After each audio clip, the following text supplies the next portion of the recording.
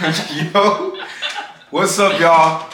This is gonna be a fucking banger video on how Yes, sir. me, Dog Main, and my guy Martin Pop. So we did almost $500,000 in info, and how you probably could do the same or get in on this opportunity. Because I feel like we have a lot of achievements under our belt. We're still in our baby phases, but some achievements under our belt where we are in a position to speak on it. You can. Yeah, I mean, we are just few steps ahead of you, right? And I feel like you should be learning from guys like us because we've been in your shoes not a long time ago, right? A year ago, I had $500 in my account. I feel like Dylan can speak on this as well. You can really change your life in less than a year if you really look in on the right things, right? So we want to show you what those things are, how you can get into info, how you can start making your first $10,000 online. Because it's not as hard as everybody says. It's really easy. You just have to do the right things for long enough so you can see results. Yeah, for sure, and definitely less with scatterbrain. We prepared some questions as well, some really good bangers. We was just cooking this up in the car, but I just know these are some questions that I would like myself if I was starting and him as well. So Exactly. Yeah. Exactly. So the first question is, just to jump straight into it, and as well, I'm gonna show some of these testimonies, like pictures around, so that I can show you, we're not fucking capping. I know a lot of y'all, whatever. Anyways. Maybe say how much you done. Okay, so I've done, so this month, I did almost 30, I think I did 26 cash collected. This is completely no promo, so I did it really just no market, well, there was marketing, but no promotion from the creator side. 26K, but we scaled over 6 figures with this offer, and it's a clothing brand offer. What about you? It's fire. So we did around 50K this month, and overall we are touching almost 300 cash collected. In July we did over 6 figures in 1 month. So that's my numbers with just one creator, right? Same with Dylan, he's working with just one creator. So you only need one client to make this amount of money. Yeah. One client can get you to 10K personal. One client can literally change your life, literally. So, and that's all you need. You need one client, one testimonial, one person to take a risk on you, one person to just sell to, and you can really change your life. So yeah. So I guess we can finally get into the questions. Let's get it. So the first question is the first topic is, how do we even get into this business? How do we start? How do we tumble into this business? I'll let Martin go first. Alright, fire. So, how I got into online business, alright? Well, first of all, as everybody was looking at SMMA, right? That's how most of us started. Like Iman was pushing SMMA model, right? SMMA agency. So I started in Facebook ads. I was trying to get clients for Facebook ads.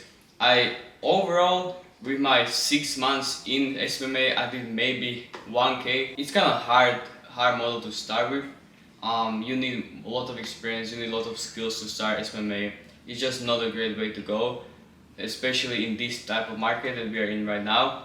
Then I kind of switched my agency offer into influencer marketing because I knew content was the way I need to go, right? I knew content creators are making money just by promoting themselves, just by putting out content, right? So I need to switch my offer. I didn't want to just promote. I want to be in the content economy, want to get a percent from what they are making, right? So I thought, alright, how can I position myself into being in the content game?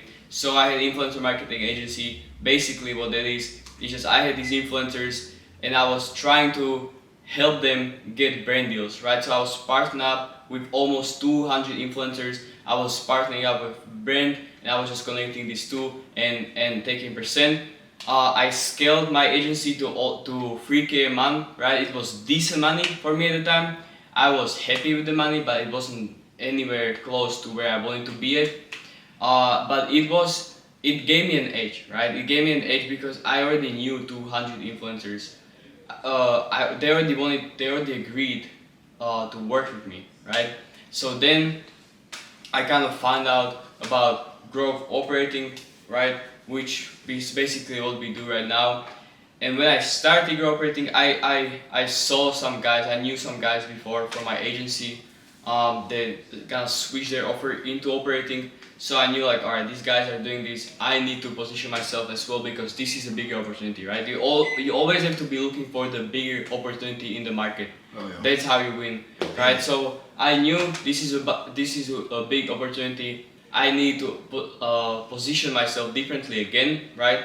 So I used the leverage I had, which was my influencers, right? I hit them up because there was my warm leads with my new offer, and that's how I got my creator, my client that I'm currently working with, that we did over multiple six figures, and that's where I'm at right now. So this is pretty much a year in business for me.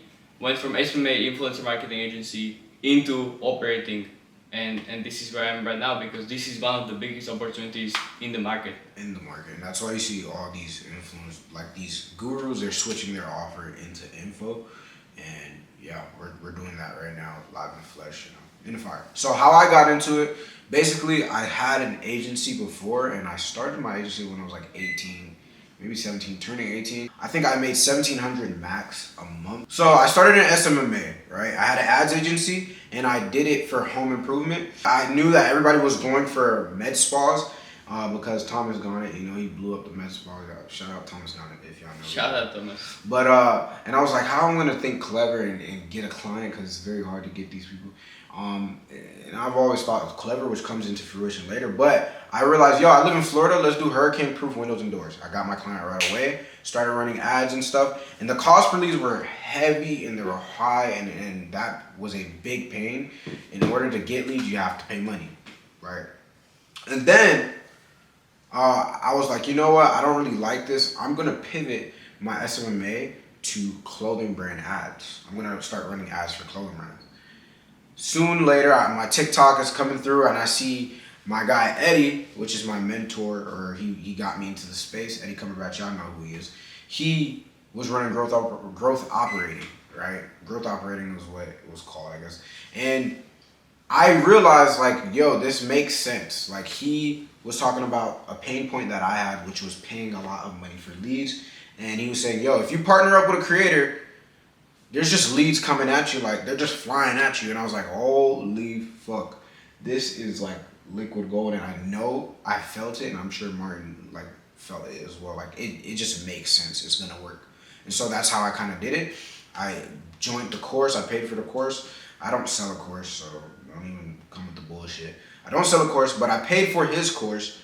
And I was like, everybody's getting fitness creators. And I was like, wait, I was going to pivot to clothing brand. Let me go look for a clothing brand creator because it's perfect product market fit.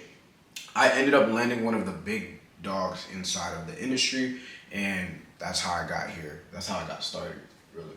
This far, yeah.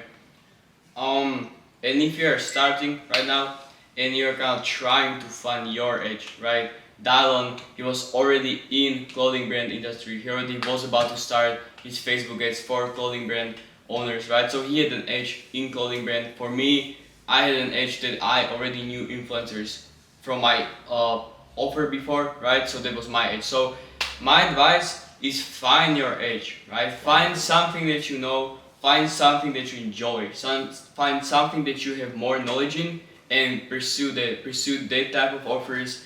Don't really start fitness. I mean, you can make money in fitness.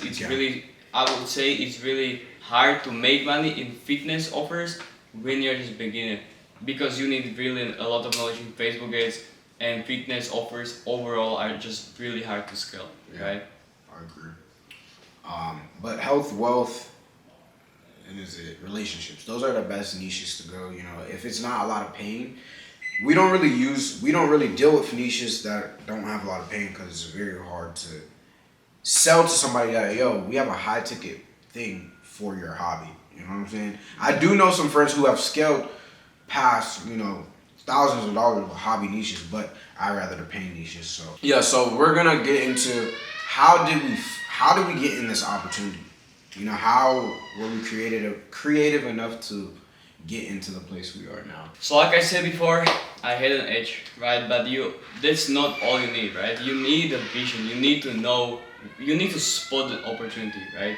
opportunity won't just come to you. First you have to be prepared for the opportunity, and first you have to see. You have to see like, all right, I'm able to make money in here. You have to think creative, right? Yeah. Yeah. So my personal story with my client right now, so normally he had zero operators outreaching to him because his content was not made for an educational offer, right? I spoke to him, right, like we're friends right now. He told me I was the first guy to hit him up because his content was not made for offer. He was not able to sell to his audience, right? Because he was just promoting tech products. He was just promoting on his TikTok. So basically, no audience at all, right? He It's had 90K. funny. It's funny as well because that's kind of how we met. We talked, and I was like, I'm not. I know you can make money, but I don't think it's gonna be very scalable. I don't think his offer is gonna be do that much. Yeah, same my mentor, right? When I signed my client, I went to a group call with my mentor, Eddie. I know why he said it, but it's still funny, right? So he told me to drop my creator because he's not able to make money. But I had the vision, right? I knew that he's able to make money, so I continued working with him, and I just helped him switch his content, into a more educational. So he was giving out more value. He was telling out stories about how his audience can make money online, and now he attracted new type of audience. Like he attracted people that knew he was competent enough teaching them how to make money with social media because that's the offer I'm working with right now. And once we attracted this new type of audience, he blew up, right? His reels went viral. His most viral reel is at around 4 mil views right now. So that printed around 70K just from this one reel. And now it was really easy for me, but because I was already in the opportunity, right? Now I was in a liquid gold, right? I had leads coming in, they wanted to pay him, but I saw it was possible, right? You have to see the vision, you have to see the opportunity yourself. Like no one will tell you like go here, sign this client. Yeah. So you just have to think differently. I thought like, alright, I'm willing to wait for him to attract a new type of audience because I know he's a good content creator. I know he's able to reframe his whole content, make a switch, and he's able to print, right? So that's how I spotted my opportunity. I just went for a low-key influencer and we just printed, right? Because I helped him basically start the offer from scratch. I guess everybody back then, they were outreaching to fitness creators. They thought, oh, this is the easiest offer. Fitness creators and drop shippers were the easiest offers to scale, or like low hanging fruit, or even traders if you could get your hand on it, a trader. But fitness, ecom, and I was like, bro, like if everybody's going this way, you do not want to be going where everybody's going. You want to kind of find something parallel or in between the lines or something, and that's what I did. I found a parallel niche. I like to say a parallel niche to drop shipping. Like I told you guys, I was gonna switch my agency to clothing brands, and I was like, clothing brands is damn near drop shipping, you know. And I'm like, yo, I know for a fact nobody else is in this niche with me. It is literally like fucking cake. It's a cakewalk. I know I was the only one. I mean, I come to find out Pierre was else. I'm pretty sure a lot of you guys know who Pierre is. I found out that Pierre as well was in there. So we both were in a cakewalk just outreaching to these people. And that's kind of how I locked in with him later. But yeah, we both knew it was a cakewalk because I found a liquid gold niche that nobody was in because everybody's looking this way. And you're just like I'm over here. If you're here, I'm over here. You know what I'm saying? And so I just started outreaching with me and my friend Nicholas Wotowski. I'm at his crib right now. We just found out how to be different with our outreach as well. I mean, our outreach was very good. We found out we got down to the emails, the how to put a thumbnail in your email, like good headers to get somebody to open it. Like our open rates got to like 90-something%. It was insane. The copy that needs to be in there, the video, how to make the video better or whatever, however you want to outreach. Our outreach was fucking dialed down. You know, I'm pretty sure if I get into outreach game, I'm gonna be different than the crowd again because I just think different and I know how to get somebody's attention. So that's kind of how I spotted my opportunity and landed a big dog inside of the industry. And I just learned in the fire. You know, everything is quick coming at me because I have a lot of these. It's just about taking action and really being in the fire and learning. And making money, you know. So that's how I found my opportunity. And I guess that goes into, so talking about edge, we can talk about, you know, the best way to get into the info space, how to get in the info space, how to just really accelerate your path into info space. I mean, it's really, I mean, you could start with that first. So how would you think, you know, somebody could get in the info space? I feel like the market is changing right now. I feel like the growth operating is kind of the whole term is kind of dried out. I wouldn't be outreaching to people saying I'm a growth operator anymore. I would just not do it. Yeah. Me personally, I just saw a YouTube video, like just today, right? And you should be trying to just get in the offer. If it's closing, appointment setting, being a community manager, copywriting, just pick one thing, get good at it, get into an offer, get more leverage into an offer, and then slowly get yourself more valuable, get more leverage in the offer, so you can become something like operator, right? And for me, my I would say the best way to get in, and this is just my opinion, I've argued with other people, but my best way, I think, is sales.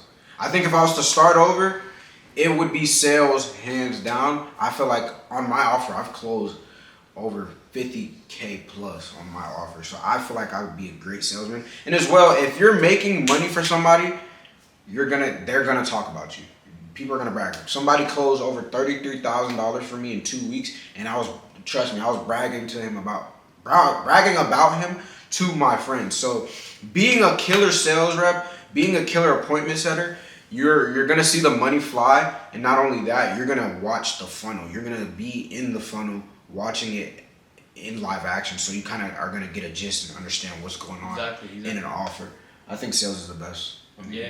Exactly. Like Dallin said, get into the offer and slowly start learning what other people inside the offer are doing, right? So if you're a sales rep, you can see what the operator is doing, what's the creator's job, blah blah blah, right? You can slowly get more knowledge on how to actually operate and scale an offer. Hell yeah. I think sales is definitely the best way. And not only that, you could probably go in your own lane. If you make a lot of money for somebody, they're gonna talk about you, they're probably gonna refer you, you're gonna be like, yo, I'm on a closing offer right now, but I'll give you a rep. You can end up making your own sales agency, which is one person I work with. They've made me a lot of money. Audie and AJ, shout out them, shout out Innovate. And they staff reps into my offer. So you could even go that route if you're good with sales. You could train people and put them into offers because you made somebody money. You could be like, yo, you know somebody who needs sales rep? Martin. I'm sure Martin needs a closer very soon or whatever he needs to scale another offer, and just plug it and make the money. But yeah. Now, I want to go into the power of mastermind. This last one? No, the last one is, you don't have to. Oh, okay. So, the power of mastermind. I think this is really... You can start on it. You want me to start off? I think this is really what got me here today, honestly. I think I would not even be in this house. I would not be with this guy. I wouldn't be... Bro, mastermind is what got... Me and my mastermind, we socially engineered ourselves to have this sort of, I guess, aura, would you want to call it, but we socially engineered ourselves, I guess, in our space with the people we know to be at the top. Like literally every person I know, I seen them at zero in my batch. You know, I know Braden Barkmeyer, Nick, you know, all these people. We started at zero, and it's just a feedback loop going in, and we're skipping steps. Yo, he failed that. I'm not going to do that, but something worked for him. I'm going to take it. I'm going to take bits and pieces. Mastermind is the way to fucking scale. We could have probably did a bigger fucking testimonial video, like almost a mil. Probably. Yeah. Almost a million info if I got everybody in this house. But I don't know. We just wanted to be quick on it. We got Ruby in the background. You can pull up. This is another school games winner, by the way. I've seen him, you know, kind of from... He saw me when I started. Yo, what's good? I knew him from when I started. So mastermind is the most important thing because you're just by yourself and I'm with like 8 other people, 10 other people just fucking smashing it, right? But yeah, what do you think about What's your take on masterminds? Like just having a group of people and running this and doing the same thing. I try to do it alone. You can do it, it doesn't work. I like to win big with others, fail big with others, learn from each other, because I can learn from everyone around me, and everyone around me are killers. Dylan's a fucking killer, Martin's a killer. They all just get results and they know how to print, and they each have their own way, so I can take what they're learning, and I have taken what they've learned to implement. And yeah, as Dylan said, won school games, run up a couple creators, really good numbers. And another school game winner coming. These motherfuckers won school game the exact same month. Yes, Nicolas sir. Voltovsky. Like, it's insane. Like, the power of national. We all started from like nothing, literally. From zero. Literally. Yeah. And literally watch each other grow, take bits and pieces from everybody and implement it into our own business. And it's just, it's insane. Like, power of mastermind. You literally cannot do it by yourself. And if you do, you're not doing it better than me with my group. Literally. We beat you. We beat you. It's you against 10 or 8 other people. So the power of mastermind is so, it's extreme. What about you, Mara? What would you say about mastermind? Yeah, I would say that you just can't do it alone because you are fighting against people like us, right? Like we will 100% outwork you. Like there is no doubt, right? You will just lose every time. Yeah. So don't even try. Yeah. What about you, Nick? What, Power of Masterminds? Yeah. Well, me and you went back, Mud Brothers, from literal zero. Literal zero. Nothing. Like it would just be wake up, call you, okay, let's do outreach, let's fucking practice these sales calls, let's do this. And like I was on Eastern time, I was in Prague, so I was literally just waking up at like 4 p.m. as the sun was setting, and then I would just work till like, what was it, like 7 a.m.?